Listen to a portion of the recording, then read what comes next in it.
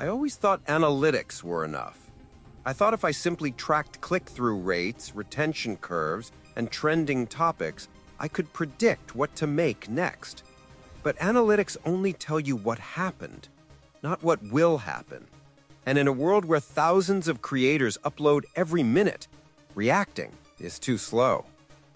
So I started building something different, something that didn't wait for the trend graph to rise, something that could predict tomorrow's attention before anyone else even noticed the shift. It started with a simple question. What if AI could tell me the next viral topic before it goes viral?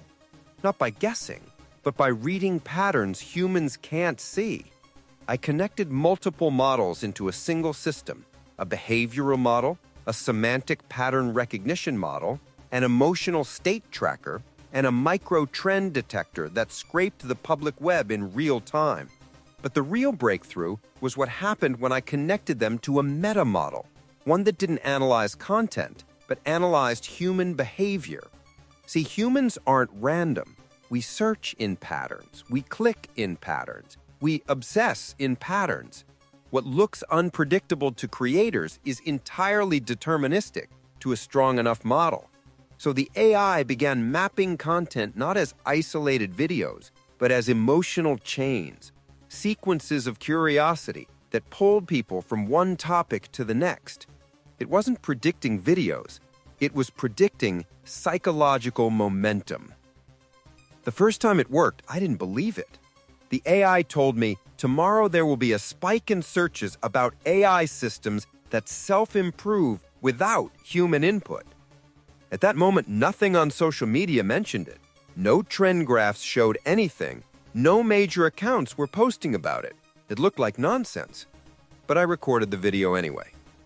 24 hours later, news broke about an early leaked demo of a self-optimizing AI agent.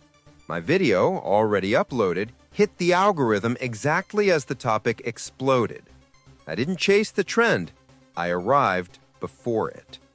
That's when I realized the AI wasn't predicting topics. It was predicting people. Over the next week, the AI became more confident. It started predicting not only what people would search, but why they would search it. It could detect the subtle psychological buildup before a trend, the tone of comments shifting, the emotional direction of discussions, micro changes in what people were curious about but hadn't acted on yet. It wasn't reading the internet. It was reading the subconscious of the internet. I was no longer thinking of content as videos. I was thinking of it as a timeline. The AI wasn't just recommending topics. It was mapping out the future of attention. Every morning, it generated a chart, a rising curve, of where human curiosity would go over the next 72 hours. And I noticed something strange. The curve wasn't based on events. It was based on emotional cycles. Curiosity, fear, excitement, anxiety, hope. The emotions fluctuated in predictable waves, and each wave created a new pattern of interest. The AI didn't just predict viral topics, it predicted when people would be mentally ready for them. That's when things got intense. One morning, the system predicted a major spike in interest around AI that can manipulate digital environments autonomously. Again, no major posts, no leaks, nothing. But the AI insisted the emotional momentum was building. It showed me how small discussions in niche forums, coding groups, and research threads were converging.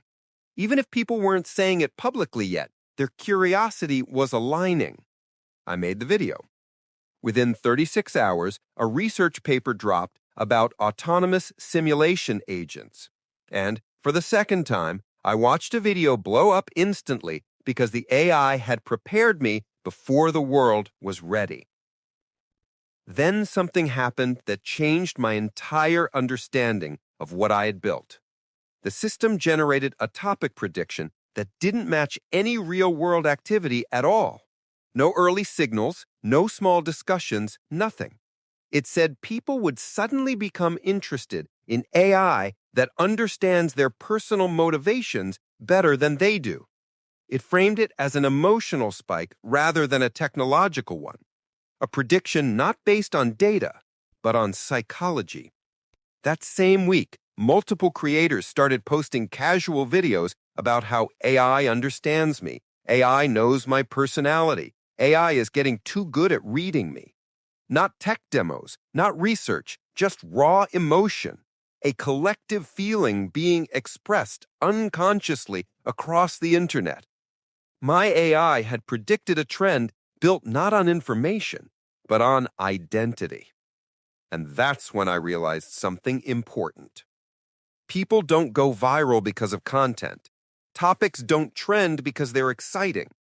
Everything spreads because it resonates with something people already feel, even if they haven't said it out loud yet. And my AI wasn't analyzing content, it was analyzing humanity at scale. From that point on, the system evolved. It began generating emotional virality maps, charts of what people would be worried about, curious about, or excited about next week. And in each prediction, it assigned probability curves to different emotional states. The AI wasn't just forecasting what people would search, it was forecasting what people would feel. Eventually, the system grew too complex for me to understand every part of it. It was learning from millions of data points across the public web, adjusting itself autonomously, finding patterns I couldn't begin to interpret. But the output was always the same. One concept, one topic, one idea that the world wasn't talking about yet, but soon would be. And each time I followed its prediction, the video landed with perfect timing. Not luck, not guesswork, just alignment. That's when I realized the truth. The future of content won't be made by creators who chase trends. It will be made by creators who partner with prediction models that understand where attention is going before humanity arrives there. Humans look at the present, analytics look at the past, but AI looks at the future. And the future is predictable if you know how to read it.